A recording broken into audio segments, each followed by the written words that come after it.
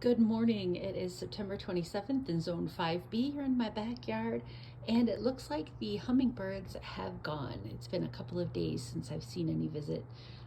They actually don't particularly visit this feeder, but they were all over these rockin' playing the blues salvias all summer long. So let's show you what we've got. So this is a morning glory. I probably won't grow a morning glory again, but you can see that it is now pretty reliably pushing out some day-long little blooms. Very nice. The morning glory has been attacked by the powdery mildew. So the milk treatment worked for it, where you mix milk and water in a spray bottle and spray it, except for I then got lazy and stopped doing it.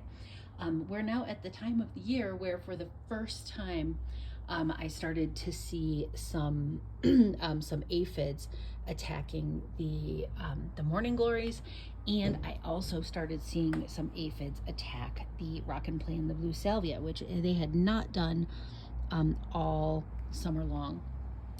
But now, I don't know if you can actually see, here's one right there. Yeah, they were not on these plants at all up until about a week ago. And I don't know if it's that they are now the healthiest little guys out there, or if they're just tired of the supertunias, but they seem to be attacking kind of everything equally. So I think it's not going to be terribly long before this little garden thing is over. And in that case, I'm going to be replacing all these flowers with little evergreens to get us through the winter. These are the supertunias, the trailing silverberry. They've been awesome. The rock and play and the blue salvia has also been awesome. These are, I think, colocasia. They're basically a form of taro. They're the elephant roots, or elephant ears. Here's a celosia. And they really are long lived with all of this color. So I think I'm going to try to grow some of these red ones for next summer. Here is, you can see these don't get a terrible bunch of sun up here on this little porch, especially as they're shaded by all of these other plants. But we have had like two little sunflowers try to push something. You can even see a little tiny bloom. This one here, is also trying to push a couple of little tiny blooms. These are, I think I had some gladiolus up here. I tried putting in some crocosmia and then some peacock orchids. These ones never did get enough sun to bloom, so they are, so I'm not sure exactly what they were, but if the bulbs are viable, I am going to put them down into the soil itself. This, of course, is the bubblegum supertunia. Very aggressive, right? Very showy and growy. Probably the most attacked by the aphids in my garden this year. I had put in a couple of just late, this is maybe a month or so ago, a bit of the lobelia, since the lobelia is very hardy to insects. Not hardy temperature-wise, but it will withstand insects, and it was just pretty to get something into this area here, since it was otherwise bare. And I found too that as I sort of prune back some of these supertunias, it just helps them get more height and light, right, as opposed to just sort of flopping and dropping over because they get so heavy. So since it never did turn out to that 36-inch length that I was hoping for, I was hoping that these would grow and then sort of spill down and cover this whole area, so that it would block the view of the neighbors, who are very nice people, but I don't really want to see their stuff all the time. I was hoping that's what would happen. It didn't happen.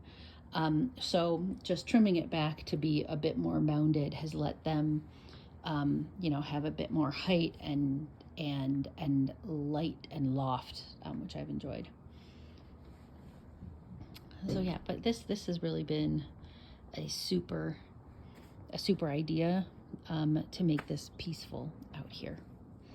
Then we'll pop down to see what is finishing up here. or maybe even still growing strong. I don't know. So this is a little tub of zinnias that I grew from seed. Also some cosmos that, as I mentioned in the front yard, have yet to push a single bloom. These zinnias tend to get sort of inhabited by insects. So there you go with that. These little guys have not bloomed, but the ones that are in the pots definitely have bloomed down here. They've just gotten more sun, and look how pretty that is. This is that peacock orchid there, the peacock gladiolus, the acidanthera. In with some tomatoes, which I have left on the vine since I'm visiting my mom this week, and my dad, and they both like fresh grown tomatoes, and they live out of state now, so I'm actually taking some tomatoes with me. Here we go with some more flowers right peeking through. I'm thinking I'm just gonna yank down all these cosmos, since all they're doing at this point is blocking these zinnias from getting sun. There's more of that. Yeah, I think morning glories are a thing of the past. I'm really glad I gave them a try, but knowing how they can be quite invasive, I think from here on out I'm going to do more like sweet peas or runner beans, or something else vining that is not a morning glory. But they've been a nice experiment. See, there's another one of these acidantheras right there. Yeah, those are keepers. And here we go. The sunflowers still pushing out some little bits here. I'm leaving some of them on to try to get some seeds from them. We'll see what happens. And I got my little sticks down here to tell me where to plant more tulips, because they are on their way. They'll be here soon. There is a little yellow rose that I've actually been able to pull some of the blooms and bring them inside. There's an extra Supertunia bubblegum that has been, surviving out here. Not really happily, but it's been surviving. More cosmos with no blooms. Some salvia in the back there that now look really sad.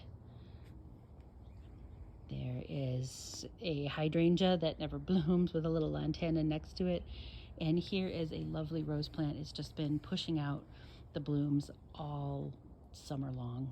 It's backed up by a willow that, if you've watched any of these from earlier in the summer, this is one that only came down here from the front yard, I think in the last fall, I think it was. So it's been down here for less than a year. This one has been down here for 2 years, and I have hacked this thing back multiple times, yanking, just to try to keep it under control. But so 2 years, and it's been hacked back like 2 or 3 times versus 1 year.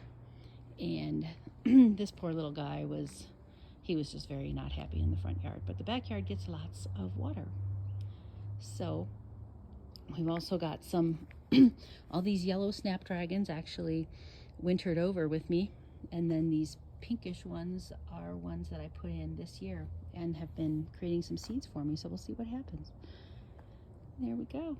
Little sad junipers from the front yard. They're not my favorite. I think they're going to be leaving soon.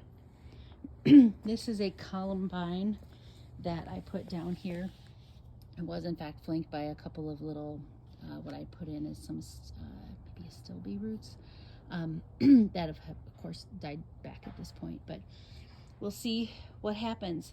That is a little tree that I had gotten from Lowe's for Arbor Day last year, and I stuck it in the ground here, and it's not dead, so that's about all I can say for that poor little guy. I might have to put him into a container and just see if because he is not happy in this location. It's kind of wet and shady a lot of the time, but in the summertime it actually does get quite a bit of sun coming, like the way that the sun will come over here from the east actually does hit it a little bit.